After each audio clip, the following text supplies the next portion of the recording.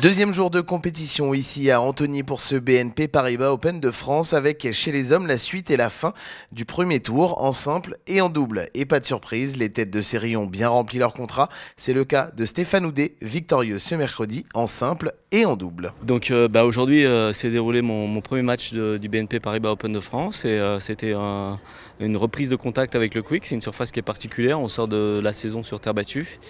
Et voilà, je suis assez content de mon premier match et puis surtout d'avoir pu enchaîner avec le match de double, de me retrouver avec bien sûr toutes les équipes, à la fois les ramasseurs, les juges de ligne, enfin on connaît la belle histoire qui se passe ici avec les jeunes d'Antony et des alentours.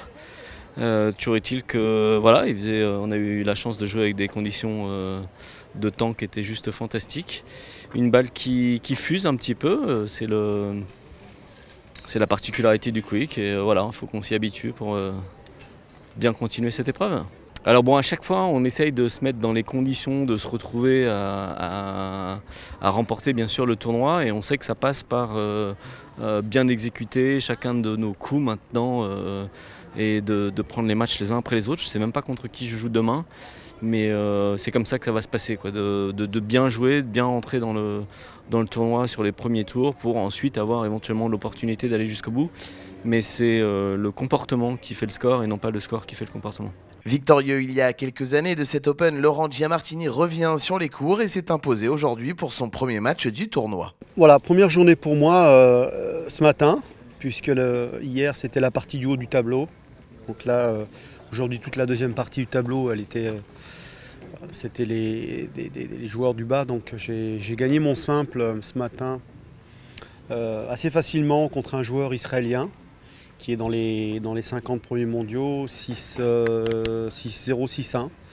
Et puis on vient d'enchaîner avec le double, on vient de perdre là en double, mais bon, je pense qu'on a fait une bonne performance. Là on a fait ce qu'il fallait au premier, on était bien dedans, et puis au deuxième, bon, ça a quand même été assez vite au deuxième. Mais quand même satisfait, quoi. Je pense que David était quand même assez content de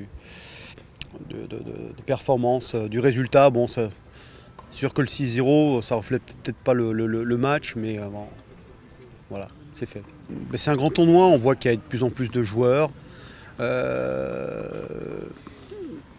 C'est assez impressionnant de voir toutes ces structures, là, tout ce qui est mis en place. C'est très pro, voilà. Un mot, c'est vraiment très pro. On est bien accueillis, on a vraiment ce qu'il faut pour pouvoir jouer les matchs.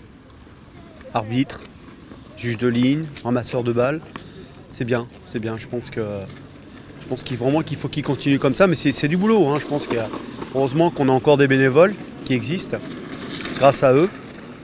On sait très bien que sans bénévoles, ça serait quand même assez difficile. Donc rendez-vous à l'année prochaine pour la 30e. Je pense que ça va être un anniversaire à fêter, en espérant que j'en fasse partie. Du côté des femmes, aujourd'hui ont débuté les quarts de finale qui se termineront demain. Pas de surprise également chez les favorites du tournoi. Chez les hommes, demain également le début des quarts, dès 10 h et le compte-rendu de la journée qui sera à suivre comme chaque jour sur bloghandicap.com. À demain.